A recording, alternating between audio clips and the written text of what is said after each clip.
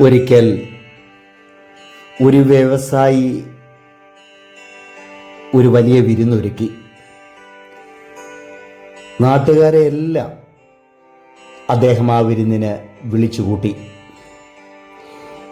എന്തിനാണെന്നോ എന്ത് കാരണം കൊണ്ടാണെന്നോ ആർക്കും മനസ്സിലായില്ല. ഈ വിരുന്നിനിടയിൽ ആകാംക്ഷ സഹിക്കാതെ ഒരാൾ ആ വ്യവസായിയോട് ചോദിച്ചു, എന്തിനാണ് അങ്ങ് ഞങ്ങളെ വിളിച്ചിങ്ങനെ ഒരു വലിയ വിരുന്ന് ഒരുക്കിയത്?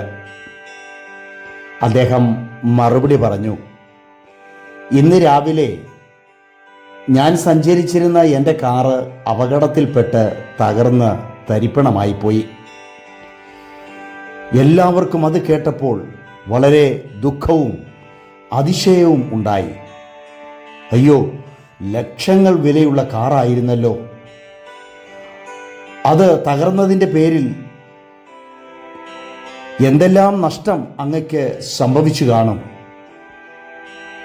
ഇങ്ങനെ ആരെങ്കിലും ഒരപകടം നടന്നതിൽ സന്തോഷിച്ചുകൊണ്ട് വിരുന്ന് നടത്തുമോ? വ്യവസായി തുടർന്നിങ്ങനെ പറഞ്ഞു, എൻ്റെ കാറ് നശിച്ചതിൻ്റെ പേരിലല്ല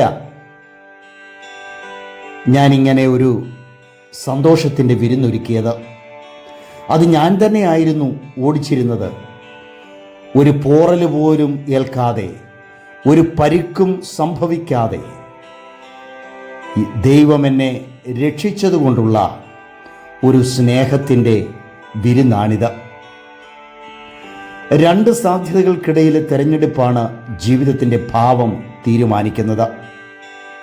ഒന്നുകിൽ നഷ്ടങ്ങളുടെ ഭാരവും പേറി നമുക്ക് കരഞ്ഞുകൊണ്ട് നടക്കാം, അല്ലെങ്കിൽ ശേഷിക്കുന്ന അനുഗ്രഹങ്ങളെയും കൂട്ടുപിടിച്ച് യാത്ര നമുക്ക് തുടരാം. എല്ലാ നിരാശകൾക്കിടയിലും ചില സാധ്യതകളുടെ ചെറുകണികകൾ അവശേഷിക്കുന്നുണ്ട് എന്നുള്ളത് ആരും മറന്നു പോകരുത്. അവ കാണാതിരിക്കാൻ മാത്രം കണ്ണിലെ വെളിച്ചം നമുക്ക് നഷ്ടപ്പെടാതിരുന്നാൽ മതി. മുറിച്ചു മാറ്റപ്പെടുന്ന മരത്തിൻ്റെ വേരിൽ നിന്ന് പോലും പുതുനാമ്പുകൾ മുളയ്ക്കുന്നുണ്ട്.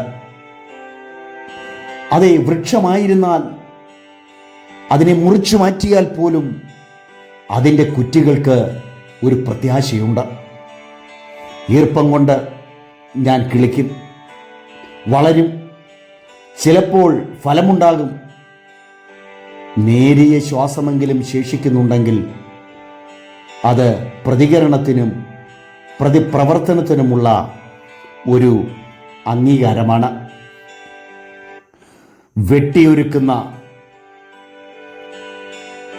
ചെടികൾ പറയുന്നത് ചില്ലകളറുത്തതിൻ്റെ കഥനകഥകളല്ല, ആ മുറിപ്പാടിൻ്റെ രോധനമല്ല.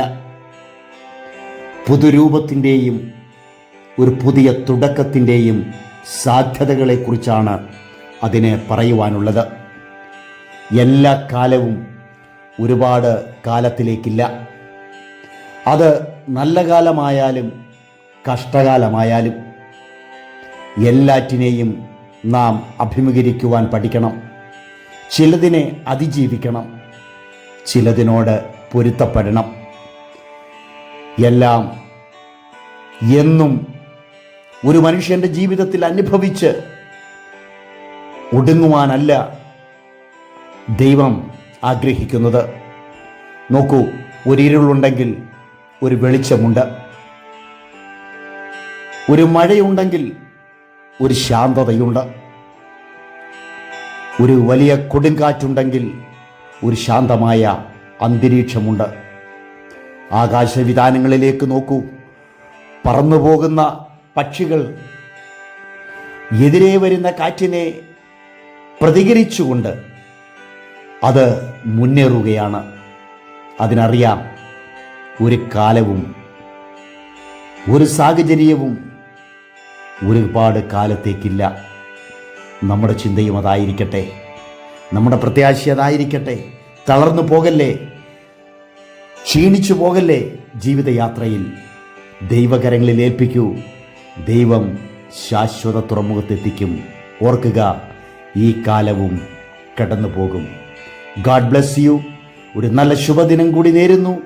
ദൈവം നമ്മെ അനുഗ്രഹിക്കുമാറാകട്ടെ. God bless you all.